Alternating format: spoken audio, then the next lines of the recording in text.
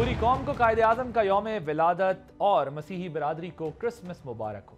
15 नवंबर 1942 को कायदे आज़म ने मुस्लिम यूथ से खिताब करते हुए फरमाया कि मैं आपको मसरूफ़ अमल होने की ताकीद करता हूँ।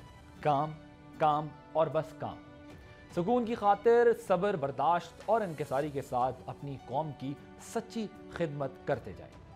फिर 3 मुख्तलिफ मौक़ों पर कायदे आज़म ने फरमाया कि अगर हम ईमान, इत्तेहाद और तंजीम को अपनी ज़िंदगी का मकसद बना लें तो दुनिया की किसी भी बड़ी और ताकतवर कौम का मुकाबला कर सकते हैं। अगरचे ईमान, इत्तेहाद और तंजीम के अल्फाज आज भी कौमी अलामती निशान पर मौजूद हैं, मगर अमल का खाना खाली है। नतीजा ये कि गुज़िश्ता 7 दहाइयों से मुल्क को दाखिली इंतशार और बैरूनी दबाव का चश है। आप देख रहे हैं बोल आदिल अब्बासी के साथ।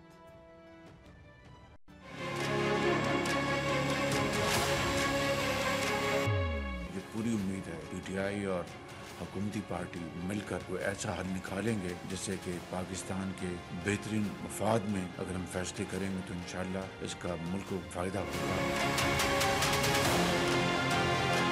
1-1.5 महीने से ज्यादा लंबी बात नहीं है। खान साहब रहा होंगे, जिनकी बुनियाद पर ये रिजीम चेंज लाए थे, उन्हीं आकाओं ने इनका ऑक्सीजन कमजोर कर दिया।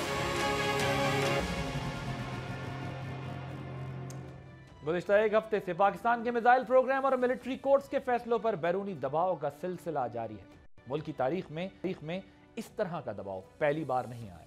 माजी में जब भी मुल्क आलमी ताकतों के मफाद पर पूरा नहीं उतरा तो बदले में पाकिस्तान को इक्तिसादी और फौजी पाबंदियों का सामना करना पड़ा। ऐसे मौक़ों पर इंसानी हुकूक और हथियारों के फैलाव के हवाले से आलमी मुआहदों को बुनियाद बनाया जाता है।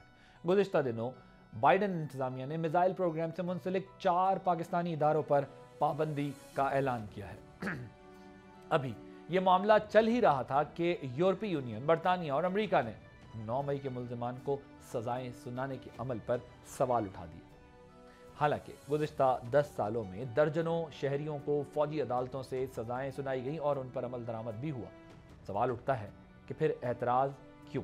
क्या इसका ताल्लुक पाकिस्तान की अंदरूनी सियासी सूरत हाल से है?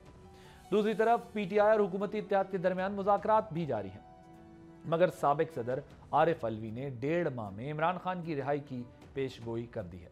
क्या पीटीआई की उम्मीदों की वजह बैरूनी दबाव है? सब्सक्राइब करें और बेल दबाएं ताकि कोई खबर रह न जाए।